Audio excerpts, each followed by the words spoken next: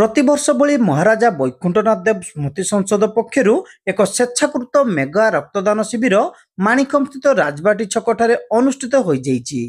सदर विधायक मानस कुमार दत्त यह रक्तदान शिविर को आनुष्ठानिक भाव उद्घाटन करने सहित स्वर्गत महाराज वैकुंठनाथ देव स्मृति रे आयोजित यह महत् कार्य बेस प्रशंसनीय बोली कहिथिले। प्रजांक हित सह स्थानीय अंचल उन्नति प्रति सर्वदा गुरुत्व दे आसिथिबा महाराजांकर अवर्तमान रे भी तांको आदर्श को बजाय रखी स्मृति संसद रक्तदान भली सेवा कार्य हाथ को नेबा अन्य मानक पई उदाहरण होइछि बोली विधायक कहिथिले। प्रत्येक वर्ष भाया ए वर्ष भी महाराजा वैकुंठनाथ देव स्मृति संसद तरफ रक्तदान शिविर आयोजित होता। आप देखुं स्वेच्छा स्वहृदय व्यक्ति माने रक्तदान करुँच। मुझे माध्यम निवेदन करुच्ची कि आसतु बालेश्वर जिला आम अंचल जो रक्त अभाव देखा देछि समस्ते स्वेच्छाकृत भाव में रक्तदान करंतु। रक्तदान भाया महन दान आ किछि भी नहीं। जो स्वेच्छासेवी माने जो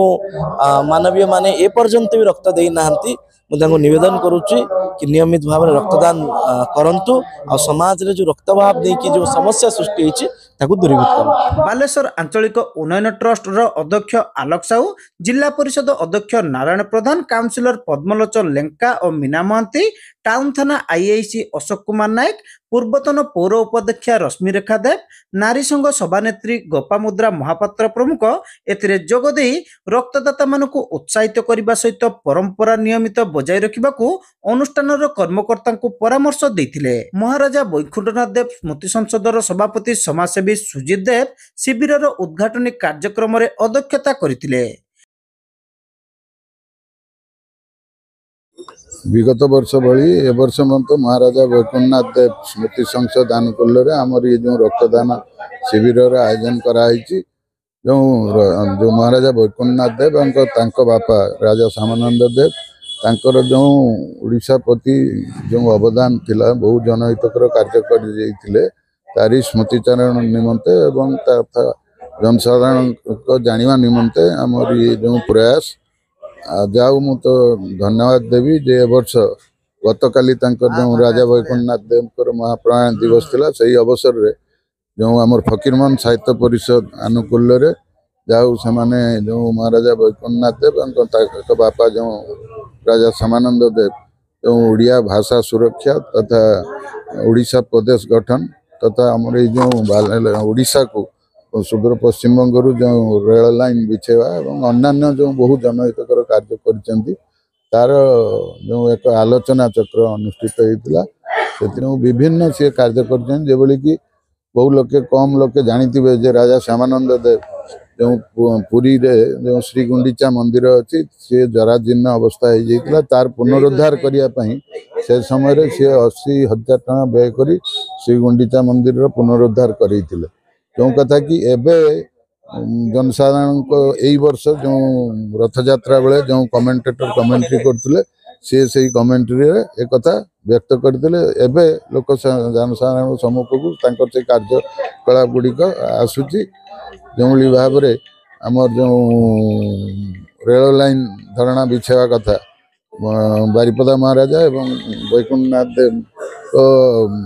माने उद्यम आमर ये जो रेल लाइन बिछाई पार्थिला माने व्यक्तिगत भाव में से 50,000 टका देते 5,13,000 टका जो एस्टिमेट होता रेल लाइन बिछाई मध्य सी तो जो छोट छोट जमीदार थे पाखु एवं व्यवसायी पाखु संपूर्ण ये दायित्व नहीं कि माने उद्यम करी टंका उठेइतिले एवं बारिपदा महाराजा 2 लाख रु ऊर्ध्व टका देइतिले एवं एमाने 5,13,000 टका जमा करिया परे रेल लाइन आमर ओडिशा को बिछाई पार्थिला। बालेश्वर तो आप समस्ते जानी आमर गोपबंधु पार्क कहतु गांधी स्मृति भवन कहतु टाउन हॉल कहतु बाटी बालिका विद्यालय कहतु ये सोनहट जो बीएन दे उर्दू स्कूल अच्छी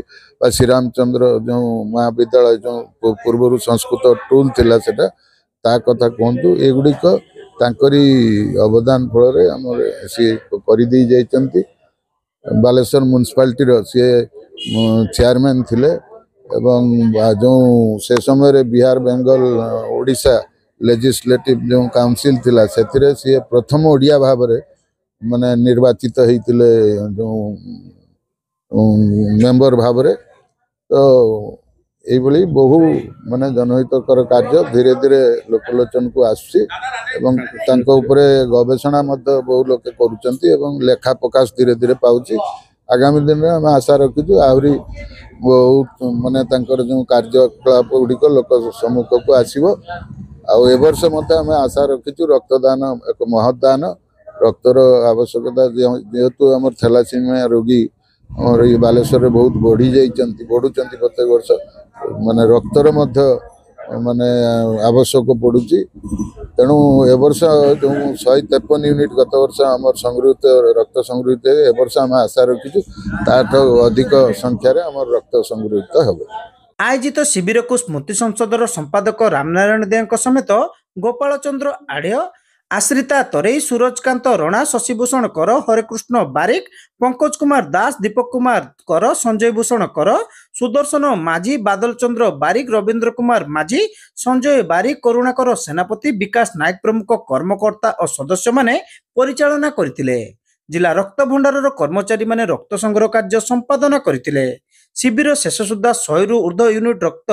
ସଂଗ୍ରହ କରାଯାଇଥିଲା। ସ୍ମୃତି ସଂସଦର ଏହି ଜନକଲ୍ୟାଣକାରୀ କାର୍ଯ୍ୟକୁ ବିଭିନ୍ନ ମହଲରୁ ଭୂୟସୀ ପ୍ରଶଂସା କରାଯାଇଛି।